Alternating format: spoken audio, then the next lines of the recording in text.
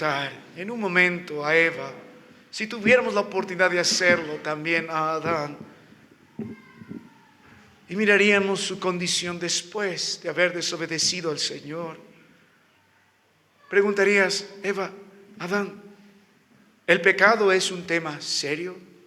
¿Qué dirían esta familia? Si ustedes ven en el huerto del Edén, ellos no fueron grandes criminales. Tampoco Adán era un hombre rebelde, demostrando su mala actitud al Señor. Adán no fue un adúltero, Eva no fue una mujer inmoral, con una boca aguda y presta para dañar a su esposo. ¿Qué es lo que cometieron? Y tan grave fue el pecado que hicieron, que nosotros hasta el día de hoy pagamos las consecuencias de la maldad del huerto del Edén. Ellos empezarían diciendo, ¿saben, queridos hermanos? Ustedes deben entender que el pecado es un tema serio ante el Señor. Dios no juega con el pecado. Él tiene que castigar al pecador. Él no puede mirar al otro lado y hacer de cuenta que nuestras maldades no existen. Adán y Eva escucharon el mensaje de Dios en Génesis 1 y en Génesis 2. El día que comieres del fruto de aquel árbol, ciertamente morirás. Y cumplió su promesa. Adán y Eva nos dicen, hermanos, el pecado es un tema serio. Pudo haber sido un detalle tan insignificante el desobedecer a Dios de comer ese fruto, pero mira las graves consecuencias que nos trajo desobedecer a Dios en ese pequeño detalle.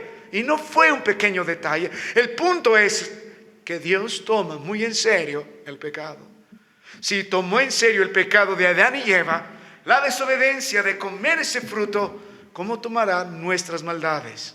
¿Cómo tomará el pecado de los que mentimos, de los que no revelamos, de los que somos bastante incongruentes con nuestro mensaje, los que vivimos en hipocresía? ¿Cómo tomará el cuento de los fornicarios, el pecado de los adúlteros, de los criminales, de los parricidas, de los matricidas? ¿Cómo tomará en cuenta el pecado de aquellos que usan esta lengua para destruir, para prestarse para chismes? ¿Cómo tomará en cuenta el Señor nuestras maldades? Los toma en serio. Entonces, cuando miramos la palabra de Dios, Adán y Eva tiene algo más que decirnos. No solo nos dice, el pecado es un tema serio y es el problema en las familias.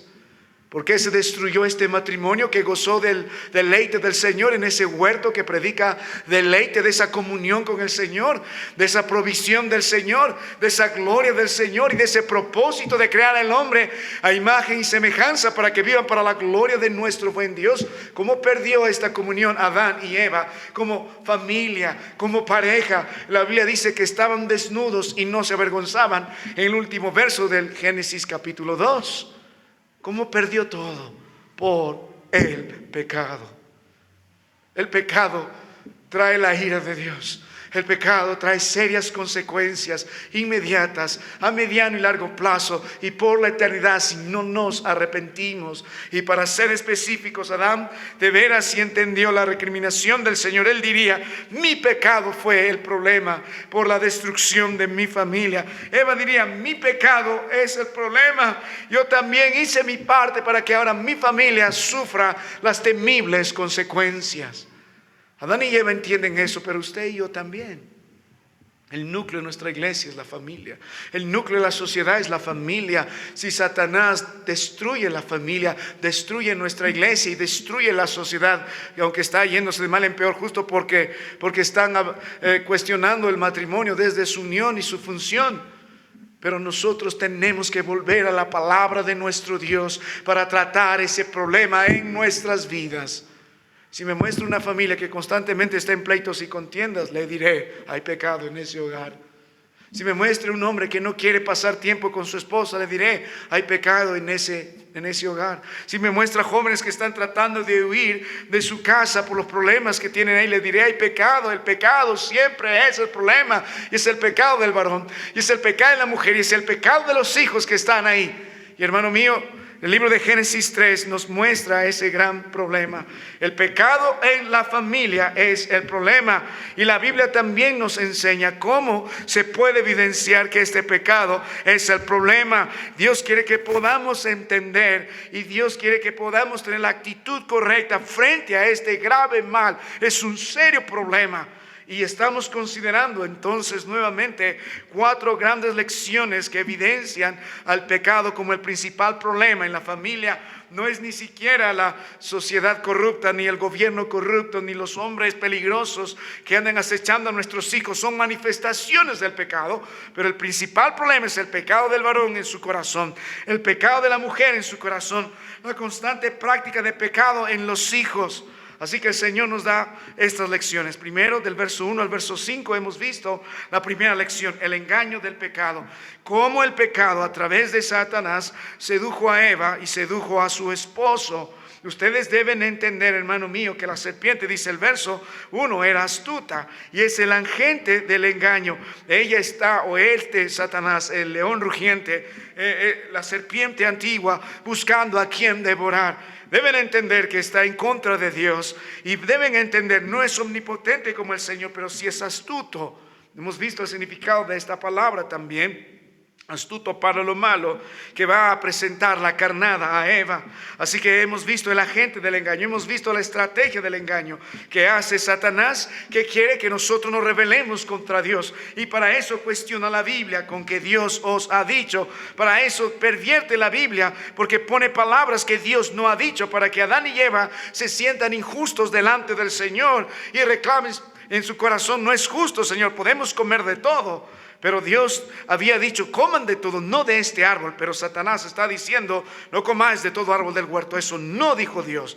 Así que puedes ver cómo Satanás cuestiona la Biblia, cómo Satanás pervierte la palabra de Dios, pero cómo Satanás también reemplaza el significado de las Escrituras, y Satanás empieza a negar: no puedes comer. Y luego Satanás empieza a argumentar, es decir, ahora pone su mensaje sobre la palabra de nuestro Dios. Así comienza la caída. Cuando perdemos la batalla aquí, lo único que llega es consecuencias materializadas en nuestra vida práctica. Así que, hermano mío, Satanás es experto en cuestionar la Biblia. Satanás es experto en torcer la Biblia. Satanás es experto a negar la Biblia. Satanás es experto en reinterpretar la palabra del Señor para que nosotros podamos elevarnos contra el Señor. Y el mensaje de Satanás fue: no, al final del verso 5, seréis como Dios, sabiendo el bien y el mal. Come.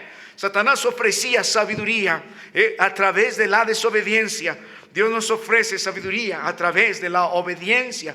Es la gran diferencia. Así que por ese engaño el hombre se creyó autosuficiente. No necesito a Dios, yo también puedo ser Dios. Eva se elevó y menospreció el rol que Dios le había dado. Adán también se elevó y menospreció el rol que Dios le había dado. Ambos menospreciaron toda la providencia de Dios. Dijo: esto no es suficiente, queremos más y queremos vivir bajo nuestras propias reglas. Ese es el problema. Así que, hermano mío, así comienza el pecado. Todo hombre que cae en adulterio no comienza de la noche a la mañana. Empieza a minimizar aquí el pecado. Empieza a tener en poco la palabra de nuestro Dios. Todo aquel que se enfrasca en un pecado así es porque tiene en poco lo que Dios ha dicho. Y lo acomoda y lo reinterpreta y lo minimiza. Mientras Dios está diciendo: el pecado tiene serias consecuencias. Y es un tema que Dios lo va a considerar muy en serio. Así que luego de perder, tras el engaño del pecado, del verso 6 al verso 7, vemos el acto del pecado. Una vez que pierdes la batalla acá, ahora la práctica simplemente consume el pecado y da luz a muerte. Y aquí está el proceso. Número 1, vio la mujer. Número 2, tomó la mujer. Número 3, comió la mujer. Y número 4, lo dio a su marido. Mire la cadena tan penosa, cómo desciende el hombre en su maldad.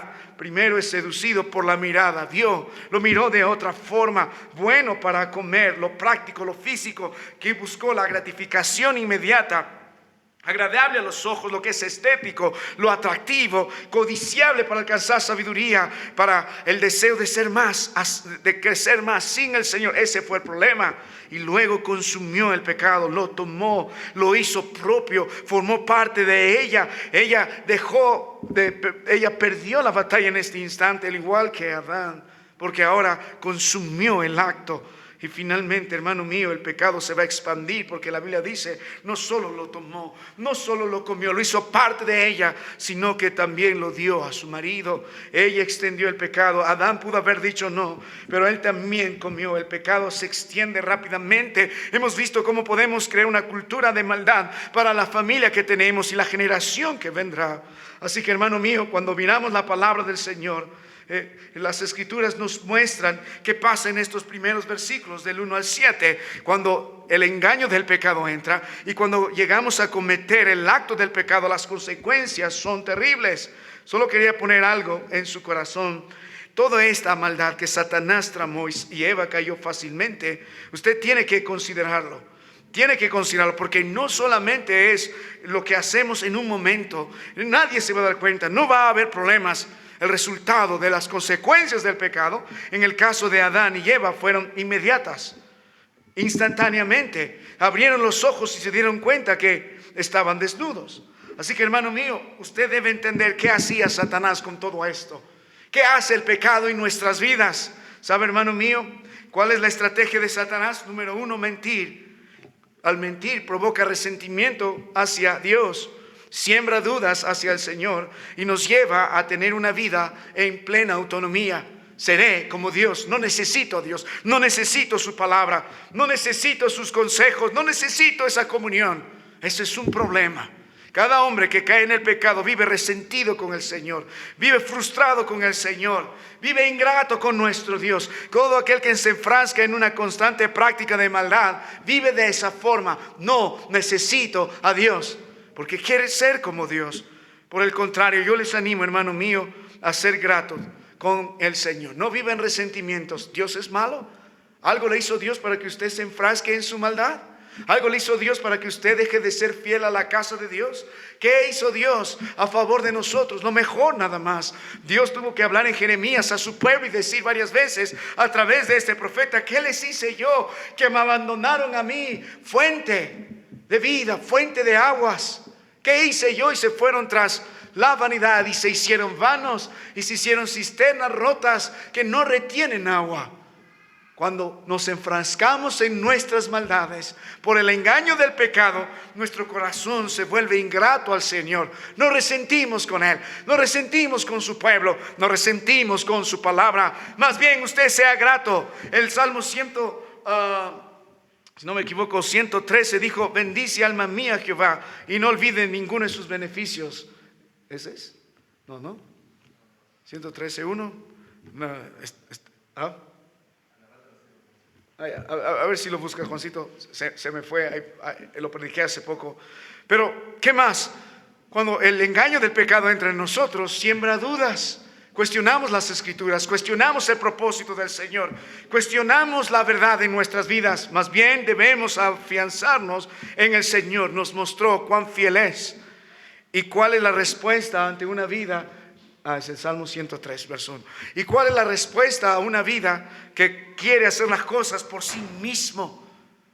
Usted no puede ser totalmente autosuficiente, hermano. Sin el Señor está muerto.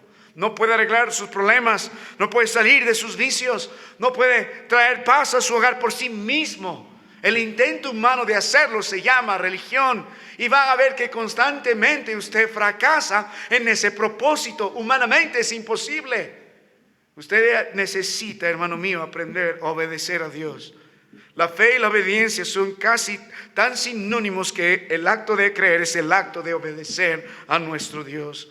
Muy bien, hermano mío, vamos al libro de Génesis 3 y la tercera lección que nos compete en esta mañana. Vamos a tratar de ser breves. En Génesis 3 hemos visto el engaño del pecado. El principal problema es el pecado y Dios dice: así nos engaña. El principal problema es el pecado y luego Dios nos dice cómo es el acto del pecado. Y ahora en tercer lugar nos va a mostrar el encubrimiento del pecado, que es la forma religiosa. El verso 7 dice: entonces fueron abiertos los ojos de ambos y conocieron que estaban desnudos.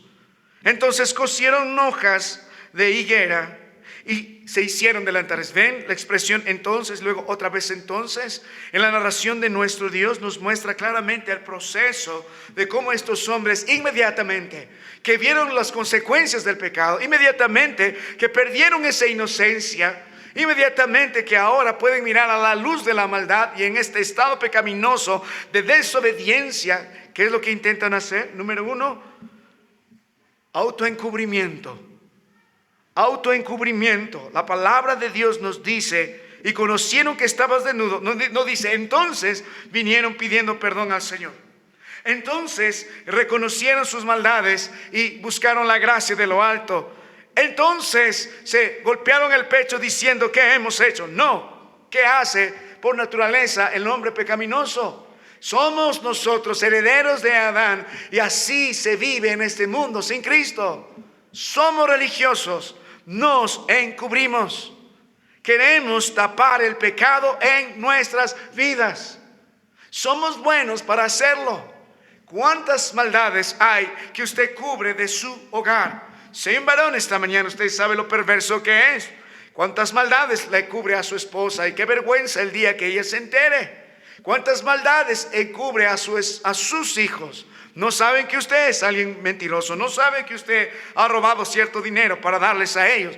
No conoce ese corazón que está mirando a otra mujer. Somos buenos para encubrir el pecado. Ella igual y los chicos también. ¿Saben que sus hijos son muy buenos para hacerles creer que son buenos chicos? Voy predicando más de 20 años a los jóvenes y adolescentes en la iglesia. Y puedo decirles, hermano mío, son muy buenos para tapar las maldades y ponernos en poco. Y he visto a padres perder la batalla en ese sentido también. No es tan malo mi hijo, pero fue una mentirita nomás, pastor, él es buena gente. Ay, no, pastor, ¿cómo crees que mi hijo va a estar en esos lugares? Cuando te dice que va de trabajo y se empieza en ese tipo de lugares a gozarse, en discoteca, etc. Ellos son buenos para tapar el pecado. ¿Qué joven esta mañana puede traer su celular aquí y miramos el historial de su navegación? ¿Podría hacerlo? ¿Qué es los videos que está viendo tras sus redes sociales? Son buenos para tapar el pecado y lo somos por naturaleza. Hermano, esa no es la forma de tratar el pecado. No la puede tapar, no lo puede encubrir. Somos expertos en coser hojas de higuera, hojas de religión. Lo que apunta a esto es la vana manera de tapar el pecado. Pregúntele a Moisés, él trató de arreglar el problema a su manera. ¿Qué es lo que hizo? Recuerda cuando miró a su pueblo ahí sufriendo, dijo, yo voy a arreglar el problema a mi manera, y lidió con un egipcio y mató a un egipcio y enterró al egipcio, y él creyó que nadie más lo estuvo mirando. Déjeme decirle algo, hermano, si alguien lo miró y al día siguiente dijo, yo sé dónde está enterrado, lo que has hecho con el egipcio. ¿Usted cree que puede enterrar sus pecados? ¿Usted cree, hermano mío, que puede desaparecer sus pecados? ¿Usted cree que puede tapar el pecado? ¿Puede blindar el pecado? ¿Puede ocultar el pecado? Y no habrá ninguna forma de saberse. Eso es mentira. Intente tapar el sol con un dedo. Es lo mismo tratar de tapar el pecado. Si no quiere la vergüenza del adulterio, si no quiere la vergüenza de las fornicaciones, si no quiere la vergüenza de la estafa, si no quiere la vergüenza y la hipocresía, no cubra su pecado. No lo minimice. El pecado siempre va a dar luz a muerte, tarde o temprano. La palabra de Dios dijo que todas las cosas van a ser manifiestas y puestas a luz. Tarde o temprano se va a conocer. El pecado es muerte. Tarde o temprano va a oler. Tarde o temprano va a ser hediondo. Tarde o temprano se descubre. No hay crimen perfecto. No, esta vez también voy a salirme con la mía. Nadie se va a enterar. ¿Crees que Dios no va a traer a luz eso? ¿Crees que Dios no está mirando? ¿Crees que el Señor no sabe la maldad que estás enterrando, el anatema que hemos puesto bajo nuestra tienda? ¿Crees que Dios no ve ese corazón codicioso, ese corazón depravado? ¿Crees que no ve nuestra vida libidinosa? ¿Crees que no ve, querido joven, lo que haces? Él lo ve. No lo puedes cubrir. Puedes taparlo. Si quieres un tiempo, inténtalo, vamos a ver cómo te va. Pero se va a descubrir. Ahora, no solo él encubrió el pecado, sino que se autojustificaron más abajo. Van a decir, yo no, el hombre, la mujer que me diste, dijo Adán. Y Adán y Eva va a decir, no, la serpiente me dijo. El cubrirse con estas hojas de higuera No están confesando ni hay arrepentimiento, solo es autoencubrimiento y es autojustificación. ¿Recuerda el mensaje de la serpiente? Seréis como Dios. Bueno, somos ahora. Bueno, pues no hicimos nada malo, ¿no? No fue tan grave, no fue tan mal haber comido solo de este árbol, Señor. Solo lo hicimos una vez. No hay ningún problema con ello. ¿Crees que Dios no tomó en serio esto? ¿Cuántas veces tuvo que comer Adán y Eva de este árbol, del fruto del árbol que Dios prohibió? ¿Cuántas veces tuvo que comerlo para que el Señor lo saque del huerto del Edén? Una sola vez. Bastó una sola vez. Eso fue más que suficiente para que el Señor tenga que derramar su ira. Después que hay autoencubrimiento, hay autojustificación. Yo no soy tan mal hombre, no soy tan mala mujer, no soy tan mal hermano. Yo no le hago nada mal a nadie. Hermano mío, esa no es la forma de tratar el pecado. No puede usted justificarse. Es que hago más buenas obras que malas obras. Eso no es forma de justificarse. Porque la palabra de Dios dice: cosieron hojas de higueras y se hicieron delantales para cubrir la vergüenza de su desnudez, para cubrir la vergüenza de su desobediencia. Se justificaron a sí mismos, Adán y Eva, delante del Señor. Y luego escaparon de Dios, porque la Biblia dice en el verso 8: y oyeron la voz de Dios, de Jehová Dios, que se paseaba en el huerto al aire del día, y el hombre y su mujer, ¿qué pasó? Se escondieron de la presencia de Jehová Dios entre los árboles del huerto. El pecado produce vergüenza. El pecado fabrica coberturas de religión. El pecado busca escondites. El pecado reparte culpas, hay autojustificación. Estos hombres se autocubrieron, estos hombres se autojustificaron y estos hombres se autoescondieron, se escaparon. Esa no es la forma de lidiar con el pecado. Bajo la luz, bajo los árboles frondosos que ofrecían tinieblas, lejos de la presencia de Dios. Muchos no quieren venir a la luz porque no quieren ver la magnitud de sus maldades ante el Dios que es 3 veces santo. Ahora vamos al mensaje en esta mañana. Es el tratamiento del pecado. El pecado no es la religión. La religión no es el tratamiento correcto del pecado. La religión, el enemigo así predica. El tratamiento, el método para el pecado es la cruz. Adán y Eva tenían que aprender esa lección. Alguien tenía que pagar el precio de sus maldades. Y no es esconderse, y no es autojustificarse, y no es tapar el pecado. El método es la sangre preciosa de Cristo. Es lo que vamos a ver. Note la palabra de Dios, Génesis 3, y note el tratamiento del pecado. La palabra de Dios dice en el versículo 9, note la palabra de Dios: mas Jehová, Dios. La palabra más también se puede traducir pero. Mire cómo Dios trata el pecado. Hemos visto el engaño del pecado, el acto del pecado. Hemos visto el encubrimiento del pecado. Ahora estamos viendo el tratamiento del pecado. Mire la palabra de Dios. Mas Jehová Dios, pero Jehová Dios llamó al hombre. ¿Pudo haberlos Dios dejado allí en su vergüenza y castigarlos mientras están bajo la sombra de los árboles allí? Y decir Dios en su corazón: este hombre ha fracasado rotundamente, ha menospreciado mi gloria, porque el pecado es menospreciar la gloria de Dios. Se ha revelado con mi palabra, no tiene temor de Dios, quiere ser como yo. ¿Por qué no lo consumo de una vez? Mando fuego del cielo y me evito una generación de Adanes y Evas por muchos años. No lo hizo. Mire cómo comienza el Señor a tratar el pecado. En cada momento lo que usted va a notar es la gracia del Señor. Su gracia. Primero, nota la gracia del Señor ¿en qué? En acercarse al pecador. Mas Jehová Dios llamó al hombre, porque en el versículo 8 nos dice: y oyeron la voz de Jehová, de Dios, que se paseaba en el huerto al aire del día, como lo solía hacer. El huerto cubierto por la gloria de Dios, la presencia del Señor en medio del huerto. ¿Pudo haberse quitado el Señor con toda su gloria? Sí. ¿Pudo haber echado al hombre de un momento a otro? Sí. ¿Pudo haberlos consumido hasta cenizas? Sí. Pero no lo hizo. Se acercó primero. Hermano mío, la palabra de Dios nos enseña, no es que nosotros le amamos primero, sino que Él nos amó primero. El libro de Lucas 19, en el versículo 10, la palabra de Dios dice, porque el Hijo del Hombre vino a buscar y a salvar, ¿qué? Lo que se había perdido. Buscar, note el verbo, constantemente, y note el verbo que viene, y salvar.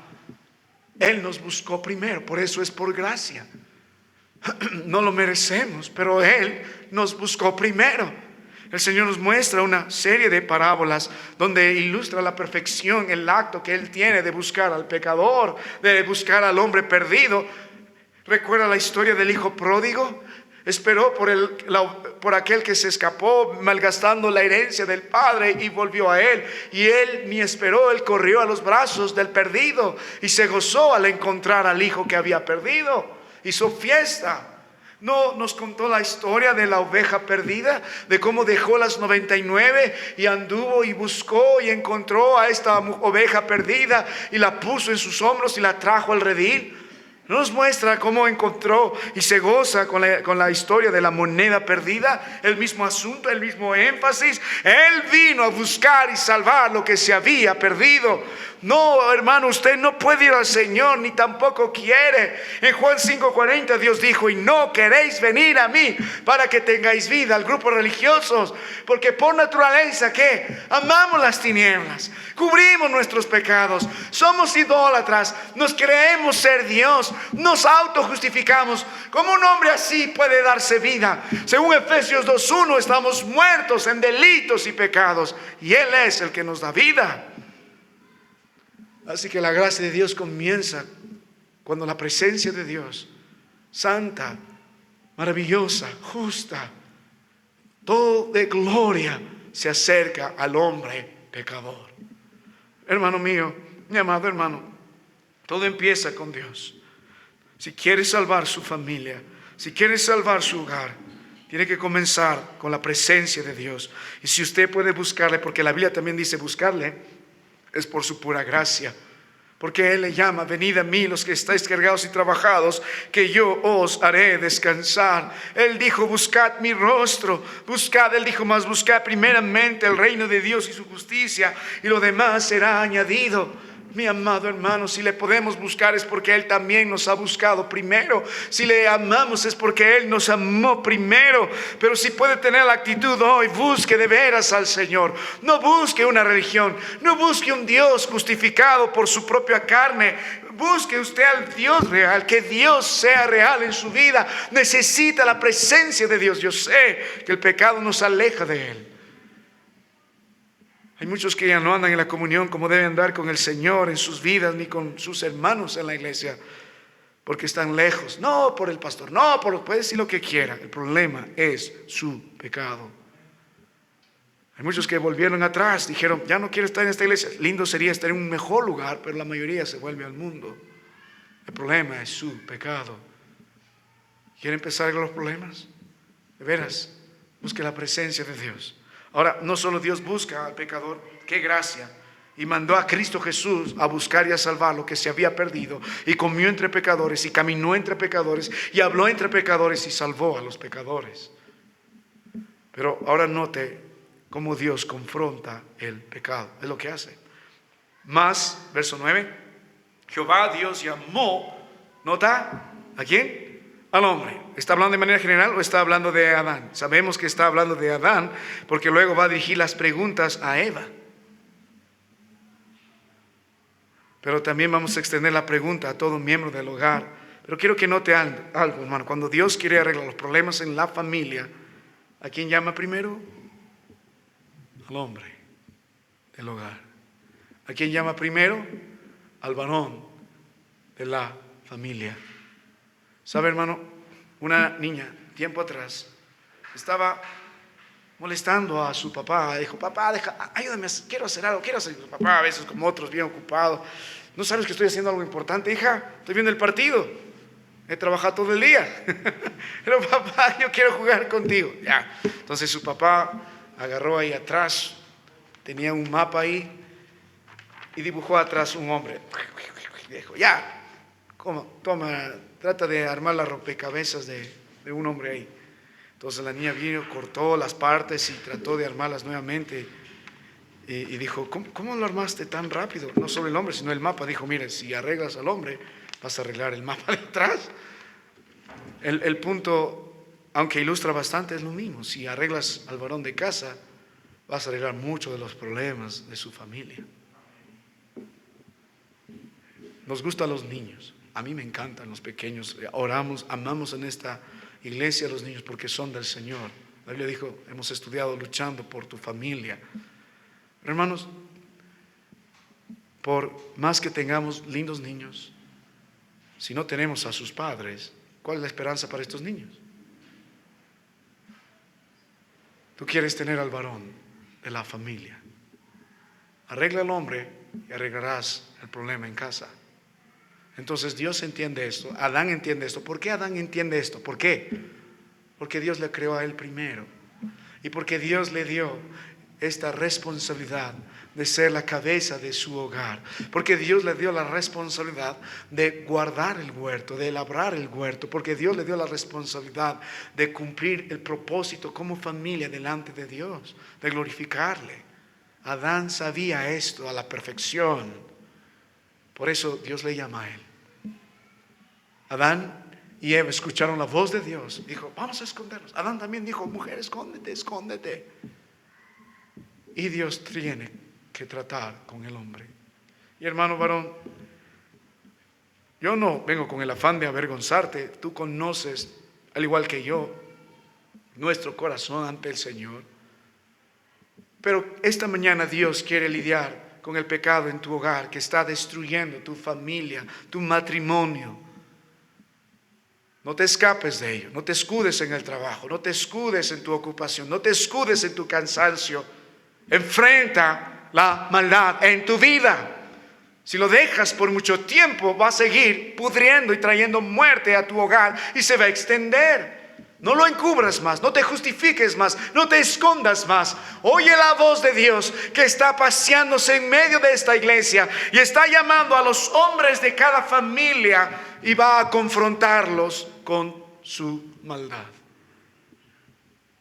No es el pastor, no es solo un hermano intencionado, es el Señor. Usted tiene que aprender a verse en el espejo de la palabra de Dios para ver su verdadera condición, tal como Dios lo ve. Ahora, el pecado tiene que confrontarse a la luz de la palabra de Dios. Es la forma correcta. No se tapa, no se minimiza, no se dice, shh, tarde o temprano va a salir. Se confronta. ¿Y quién lo confronta? El juez de jueces, el Dios creador, aquel cuyos ojos de fuego, nos habla la Biblia, está vigilando la iglesia. Él lo confronta. No le puedes engañar. Tienes que dar cuenta a Dios. Así que, hermano mío, hay 4 preguntas de manera judicial que el Señor formula al varón y también a la mujer para entender la magnitud de su maldad. Cuando Dios confronta el pecado, ¿qué busca? Que entendamos cuán grave es nuestra maldad ante sus ojos y que la respuesta no es esconderse ni taparse con hojas de higuera. La respuesta es mirar al Señor y buscar la gracia de lo alto, pero reconociendo nuestras maldades. Ahora, aquí hay 4 preguntas y vamos a comenzar con las preguntas. Muy bien, varón del hogar, responsable por tu casa. Si las cosas van bien en tu hogar, buen trabajo, hermano. Si las cosas van mal en tu hogar, no eches la culpa a tu mamá, no eches la culpa a tu esposa, no eches la culpa a tu suegra, no eches la culpa a tus hijos, no eches la culpa al gobierno. Es tu responsabilidad. Tú eres tan culpable de por qué las cosas van así en tu hogar. Tú debes dar cuenta al Señor como hombre que eres. Así que, hermano, amarre los pantalones y escuche y responda las preguntas del Señor. Note la primera pregunta que dice en el versículo 9, cuando Dios confronta el pecado, que hay 4 preguntas, que dice, ¿dónde estás tú? Nota la primera pregunta, ¿Dónde estás tú? ¿Acaso Dios no sabía dónde estaba el hombre? Allí escondido, temblando, con ojos de hiena bajo la sombra de los árboles. Claro que no es una pregunta geográfica ni de localización. Dios sabe. La pregunta más bien es moral. La pregunta más bien es espiritual. Lo que está buscando el Señor a través de esta pregunta, Dios confronta la penosa condición del hombre caído ante la presencia de Dios. Es lo que busca. ¿Dónde estás? ¿Dónde estás? ¿En qué condición estás? ¿En qué estado te ha puesto el Señor? ¿Y en qué estado ahora te ha puesto el pecado? ¿Por qué no estás en la presencia del Señor? ¿Dónde estás? ¿Por qué no tienes esa comunión con el Señor?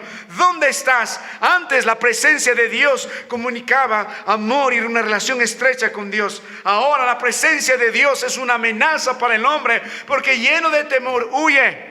Antes el huerto era un lugar de deleite y de pleno gozo porque disfrutaban del Señor. Ahora el huerto se vuelve un escondite. Antes la relación entre Adán y Eva era una relación sin vergüenza ante los ojos del Señor. Adán y su mujer estaban desnudos y no se avergonzaban. Ahora es una relación que trae vergüenza ante la presencia de Dios. Adán, ¿dónde estás? El pecado ama la oscuridad. El pecado ama el cubrir la maldad. El pecado no solo hace lo malo, sino huye de la luz, huye de la verdad, huye de la presencia del Señor. Y por eso Dios tiene que confrontar al pecador y confrontar al hombre de casa diciendo: hombre, sal de tu escondite, sal de las tinieblas, sal de tu vida con una fachada de religión, sal de tu hipocresía, sal de tu falsa sonrisa, sal de tu falsa moralidad, sal de tu falsa religión y ven y da cuenta a la presencia de Dios. ¿Dónde estás tú? Porque huimos, podemos escapar de la luz. Dios obliga al hombre seriamente a considerar su estado. El pecador se ha descarriado por causa de su pecado y por lo tanto está lejos de Dios. ¿No te das cuenta, hermano? ¿Estás lejos de Dios? Lejos de la luz, lejos de todo bien, lejos de la verdad, en medio del peligro, bajo las tinieblas, bajo el dominio del pecado, bajo el dominio de Satanás, tras la corriente de este mundo. Estás en el camino hacia la ruina eterna. ¿Dónde estás tú? ¿En un puesto cómodo de religión? El pecador debe considerar dónde está. El pecado te engaña, te hace creer que estás bien, pero estás en tinieblas. Ahora, podemos tomar esta pregunta y llevarla a cada ámbito de tu vida, hermano mío. Y varón debe responder delante de Dios: ¿dónde estás? ¿Tienes una comunión con Él? ¿Vives en obediencia? ¿Amas su palabra? ¿Tienes el deleite santo? ¿Estás en la voluntad suya porque te puso en ese huerto? ¿Es la nueva vida en Cristo Jesús porque apunta al reposo verdadero que es Cristo Jesús? ¿Dónde estás tú? ¿Gozas de su paz? ¿Gozas de la bendición en toda región espiritual? ¿Dónde estás tú? ¿Es el Señor alguien tan conocido para ti? ¿Tienes una relación íntima y estrecha con Él en tu hogar, en tu trabajo, aún en el carro? ¿Dónde estás tú? Delante de Dios. ¿Le conoces? ¿Caminas con Él?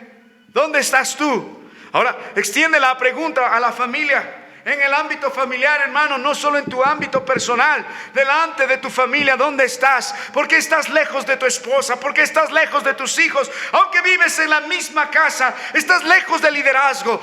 Hermano, estoy hablando con suficientes mujeres durante estos años en ministerio para darme cuenta por qué a veces las hermanas tienen que asumir el rol de proveer, el rol de cuidar a su familia, porque ese hombre no está en su lugar. No asume sus responsabilidades como hombre de hogar. Su primera responsabilidad es proveer a su familia en lo material y en lo espiritual. Usted enfrenta el peligro por los suyos. ¿Por qué manda a su esposa a arreglar sus problemas? ¿Dónde está usted? ¿Por qué ha dejado a esa mujer? ¿Por qué no está al lado suyo? ¿Por qué no la guarda, la cuida, la protege y la trata con amabilidad y amor? ¿Dónde está usted? En su soledad, cuando esta mujer está llorando, cuando está quebrantada, cuando está enferma, cuando necesita a alguien que le escuche. La Biblia te manda a amar a tu mujer como Cristo amó a la iglesia, incondicionalmente, con determinación, con voluntad. Involucra sacrificio. No es tu ego, debe morir. ¿Dónde estás tú? delante de tus hijos?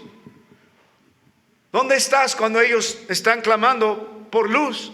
¿Dónde están cuando ellos están luchando con sus problemas y sus tentaciones? ¿Dónde estás cuando necesitan un consejo y una corrección, varón? ¿Dónde estás cuando ellos necesitan ser dirigidos y puestos sus pies en el camino correcto? ¿Dónde estás tú como pastor de tu hogar? ¿Por qué has abandonado tu puesto? ¿Dónde estás tú? ¿No cree que la respuesta a esta pregunta debe ser honesta? ¿Qué tal delante de la iglesia? ¿Dónde estás tú? ¿Por qué tu asiento está vacío? ¿Dónde estás tú? ¿Por qué no estás sirviendo al Señor? Pastor, yo quiero hacer esto. Pastor, quiero hacer otro. En el campamento hemos sido sumamente exhortados a servir al Señor en la iglesia local.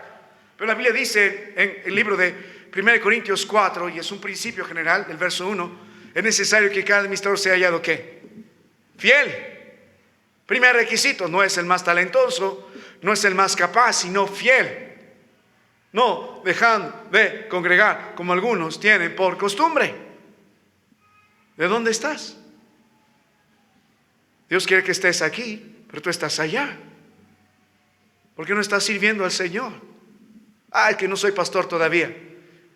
Servimos al Señor. Ni el pastor ni el que limpia las sillas es alguien superior al otro. Todos hacemos nuestra parte y hacemos todo lo que nos toca hacer. Pero servimos con gozo para la extensión del reino de Dios. ¿Dónde está usted? Y hermano, permíteme jugar con la pregunta. A manera de aplicación, Adán está entendiendo todo esto, pero ¿dónde usted debería estar? ¿Puede responder esto?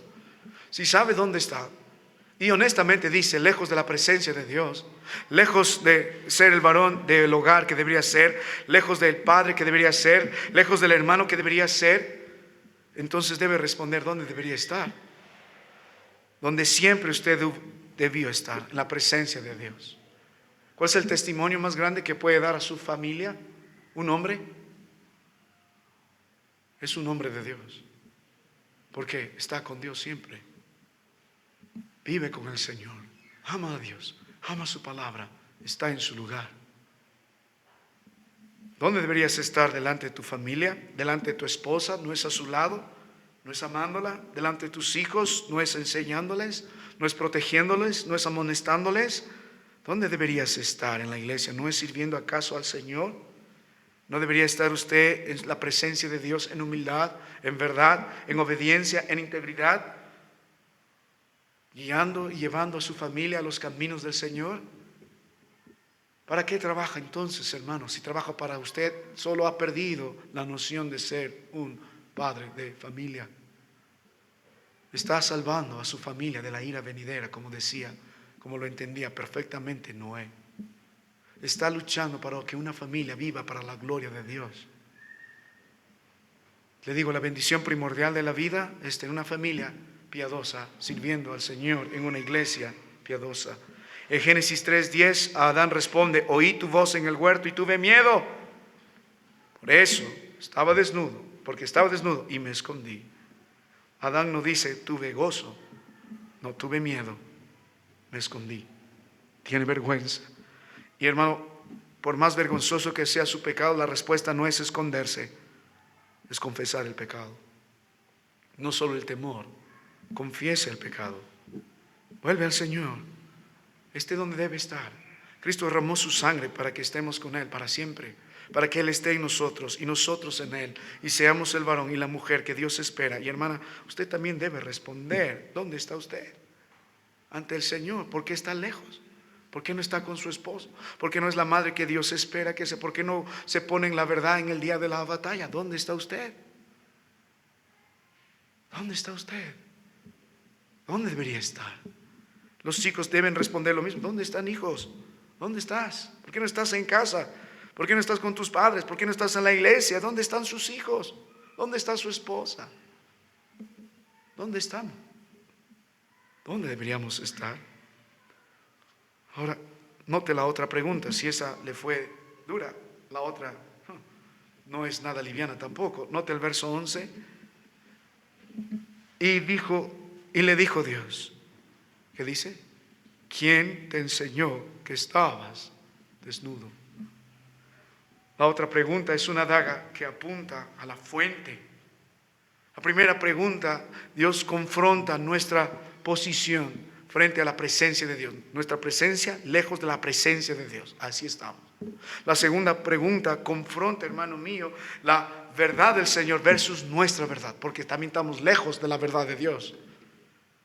¿Quién te enseñó? No solo dónde estás, sino de dónde salió todo esto. La idea de esta pregunta es: ¿quién te enseñó a pensar así? ¿O quién te discipuló en el idioma que se escribió? ¿Quién te lo declaró? ¿Quién te lo puso en el corazón? Esta sabiduría es algo que no proviene de Dios, sino es una sabiduría que viene del mundo, como dice el Señor, animal y diabólica. Adán, ¿qué sabiduría tienes? ¿Quién te impartió? ¿Cuál es la nueva verdad que ahora acumula tu corazón? Y tus pensamientos orbitan a esta triste verdad, que es mentira, totalmente apartado del Señor. ¿Cuál es la escuela que abrazas? ¿Quién reemplazó el consejo de Dios? ¿Cuál es la voz que ahora sigues, Abraham? ¿La voz de tu corazón? ¿La voz de Satanás? ¿La voz de este mundo, Adán? ¿Cómo va tu vida? ¿En función de lo que yo digo, lo que pienso, lo que siento?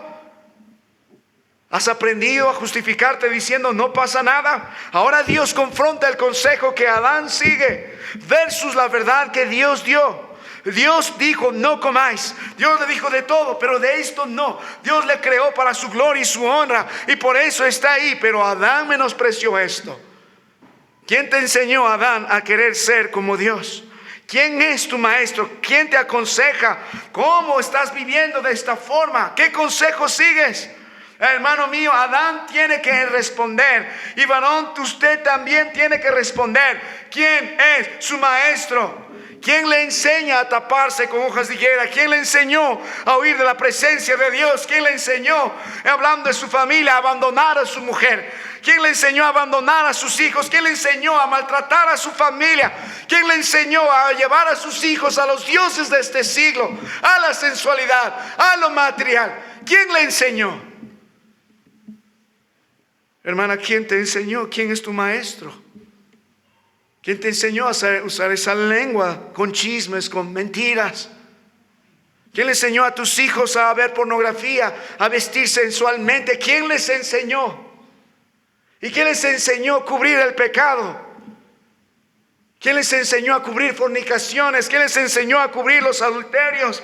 ¿Quién les enseñó a tratar así al Dios de la Biblia? ¿Quién les enseñó a menospreciar su palabra? ¿Quién les enseñó a menospreciar su iglesia, su pueblo? ¿Quién les enseñó a hablar mal de los hermanos? ¿Quién les enseñó? ¿Ha sido el Señor? ¿Quién es tu maestro? No solo estás lejos de la presencia de Dios, sino, varón, también estás lejos de la verdad de Dios. Lo más triste que puede pasar un hogar es un hombre que se dice ser esposo y se dice ser padre, que no tiene la verdad en su vida, sino su propio consejo. Pobre familia. ¿Quién te va a enseñar a ser esposo? La palabra de Dios. ¿Quién nos va a enseñar a ser buenos padres? La palabra de Dios. ¿Quién nos va a enseñar buenos siervos? La palabra de Dios. ¿Cuál es tu trabajo en el hogar? ¿Quién te va a enseñar? ¿Tu corazón, este mundo, o la palabra de Dios? ¿Quién te enseñará a amar a tu esposa? La palabra de Dios. ¿Quién te enseñará a cuidar a tus hijos? La palabra de Dios. ¿Cómo vas a proveer a tu familia? La palabra de Dios. ¿Cómo vas a enfrentar el día malo? La palabra de Dios. Pero mientras usted sigue el consejo de su corazón, lo que yo pienso, lo que me parece, lo que yo siento, siga el consejo de este mundo pernicioso y el consejo del enemigo, va a seguir en fracaso en fracaso. Sigue en camino de pecadores y sigue sentado en silla de escarnecedores. ¿Quién nos enseñó a gritar y a insultar a nuestra esposa? ¿Quién nos enseñó a mentir a nuestros hijos? ¿Ves? Podemos seguir jugando con la pregunta. Pero varón y hermana, usted debe responder lo mismo en cada ámbito de su hogar. ¿Quién le enseñó a rebelarse a su esposo? Niñas, ¿quién les enseñó a ser sensuales? En el campamento había una pregunta: ¿cómo son las características de la idónea? Decían los jóvenes. No tuve el tiempo, era corto, pero yo básicamente quería mencionarles en Proverbios 7. Dios sí nos muestra algunas características, una joven que teme al Señor, pero básicamente te dice quién no. En Proverbios 7 ves 5 características de una mujer que no teme a Dios. Primero, nunca está en casa, no le gusta casa. ¿Quién le enseñó a huir de casa? Segundo, le gustan las tinieblas, hacer las cosas en la oscuridad. Tercero, le gusta vestirse sensualmente con esa ropa de atavío de ramera, dice la palabra de Dios. Cuarto, usa esta lengua no para bien, sino para el mal. Quinto, no tiene autoridad en su vida. Sexto, ella es la que incita al hombre, ella es la que está buscando al varón cuando debe ser todo lo contrario. ¿Ves? ¿Quién les enseñó a los chicos? Ahora, hermano, ¿quién enseña en tu hogar? ¿O tú? ¿La televisión? ¿Los maestros en la escuela pública o particular? ¿Quién les enseña? ¿Por qué no cuidas la semilla que se siembra en el corazón de tus hijos? Hermano, ¿quieres arreglar el problema en casa? No. El problema se llama su pecado y tiene que ser confrontado a la luz de la palabra de Dios. ¿Dónde estás tú? ¿Quién te enseñó? Permíteme poner algo más en su corazón en esta mañana. Estamos en la hora, vamos a descansar. Note el verso 11. Note la otra pregunta inmediatamente. ¿Qué dice el Señor? ¿Has comido del árbol de que yo te mandé que no comieses? ¿Ves? Ahí está la verdad. Yo te dije no, pero tú dijiste sí. Aquí Dios aterriza en el acto concreto. El pecador prefiere quedarse en sus sentimientos. Tuve miedo, estaba desnudo, bla, bla, bla, bla, bla, bla. En términos blandos, cometí un errorcito, me equivoqué, una canita al aire, no pasa absolutamente nada. Pero Dios le llama, eres un desobediente. Es lo que has hecho. Has desobedecido al mandato de Dios. Dios te dijo no. En su gracia te dio un privilegio de servirle y de obrar en tu familia y en este huerto para mi gloria y para mi honra, pero tú me has desobedecido. No estás llamando al pecado como debe ser. Tú debes ver el acto tan terrible que has hecho. Así que Dios ahora va a confrontar a través de esta pregunta la mala obra de este hombre versus la obra de la gracia que Dios hizo a favor de este hombre. Ninguno de ustedes, hermano mío, de veras se va a arrepentir si no reconoce la maldad llamándola por su nombre. El mundo dice una canita al aire, Dios dice un adúltero. El mundo dice es un macho de machos, Dios le dice es un fornicario. El hombre del mundo le dice es un hombre de la sociedad, Dios le dice es un borracho que no entrará en el reino de los cielos. El mundo le llama una mentirita pequeña. Dios le dice que ningún mentiroso entrará en el reino de los... ¿Ves la diferencia? ¿Cómo te llamas, hermano? Cuando Dios cruzó el río hacia el otro lado, encontró en ese mar de Galilea, al otro lado, en la región de Gadara, a un endemoniado que venía sometido por Satanás y le preguntó a Dios, lo primero que hizo Jesús, ¿cómo te llamas? Y él dijo, me llamo Legión porque muchos somos. Y hermano, ¿cómo se llama usted? No es reconocido por el título que le damos en la iglesia. Hermano, no es reconocido delante de Dios por el título que le otorgó la universidad, doctor, ingeniero, lo que sea, o el título que le da a su vecindario. Buen vecino. Usted es conocido y llamado por la práctica del pecado en su vida. ¿Cómo se llama usted? Ladrón, mentiroso, hipócrita, adúltero de corazón. ¿Cómo se llama usted, mi hermana? ¿Cómo se llama usted? ¿Se da cuenta? No es lindo confrontar el pecado. Nadie lo quiere hacer, pero la forma de tratarlo, así lo hace el Señor. Usted ha comido de lo que no debería comer. Usted es un desobediente. Es lo que somos por naturaleza, rebeldes. Ahora, el propósito de Dios nada más ha sido bueno. Nada malo quiso hacer el Señor. Lo mejor nos ha dado. Y nota el verso 12, ¿cómo responde el hombre? Y el hombre respondió, otra vez, perdóname, Señor, confieso mis pecados. ¿Qué dijo? No. La mujer que me diste, aunque es verdad, por compañía me dio el árbol y yo comí. Pero no asume su responsabilidad aún Adán, a pesar de estas verdades. Culpa a la mujer, por lo tanto, culpa a Dios. Tú me la has dado. El pecador prefiere siempre tener un culpable alterno antes que tener un corazón quebrantado y decir, es mi maldad, es mi mentira, es mi desobediencia. En Génesis 4:9 hace la misma pregunta, ¿dónde estás tú? Dios a Caín preguntando por su hermano Abel, ¿dónde está Abel, tu hermano? Para que se arrepienta, pero él lo minimiza, esquiva. Mi amado hermano, nunca se va a tratar así el problema. Y finalmente nota el verso 13, la palabra de Dios dice, entonces Jehová Dios dijo a la mujer, ¿qué has lo que has hecho? Y dijo la mujer, la serpiente me engañó y comí. Medite la última pregunta. Luego de confrontar al hombre, confronta a la mujer, porque finalmente el Señor da una amplia verdad para que estos rindan cuentas. O sea, toda esta desobediencia, todas estas excusas, toda esta forma de tratar el pecado con higueras, trae un resultado mortal al final. ¿Qué has hecho? ¿Recuerda a ustedes, mamás, cuando de pronto llegan a casa y ven que los chicos huyen, abre la sala y ve la pared pintada, el señor sol dibujado ahí, el techo con, con grasa, pintura? Y ¿qué es lo primero que dice? ¿Qué han hecho? Los niños temblando ahí bajo la mesa. Y ¿qué vamos a hacer? Es la misma pregunta. Cuando ya las cosas están así, cuando han llegado a este punto de plena lejanía de Dios, la vergüenza, la religión, la desgracia, Dios está diciendo que han hecho. Dios hizo algo bueno. Dios creó al hombre. Dios les puso en un huerto para que se gocen viviendo para la gloria del Señor. Puso orden. Pero el hombre hizo una jungla del huerto que Dios hizo. ¿Qué han hecho? Van a crecer los espinos, van a crecer, va a haber agonía, va a haber dolor en la maldición que vendrá. Y Dios está diciendo, ¿qué han hecho? ¿Para qué? Para que finalmente el hombre reflexione que el resultado de su vida no es conforme al propósito de Dios. Están lejos de eso.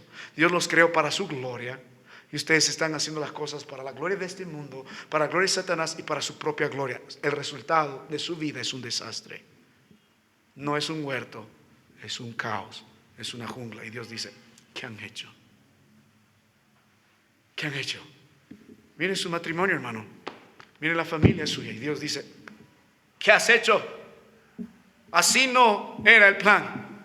Varón, ¿qué has hecho? Así no era tener una esposa. Padres, ¿qué han hecho? Así no es tener hijos. ¿Y ahora qué han hecho? ¿Y ahora quién va a arreglar el desastre de su familia? Es bueno entender que fracasamos en el propósito del Señor. Ahora, la próxima semana nos falta un punto más, nada más, de cómo Dios trata el pecado. Primero, el Señor se acerca al pecador. Segundo, el Señor confronta el pecado. Pero tercero, el Señor nos muestra la redención del pecado a través del Evangelio de Cristo Jesús. Eso vamos a tratar la otra semana. Vamos a orar. Padre, gracias por tu palabra, por el privilegio.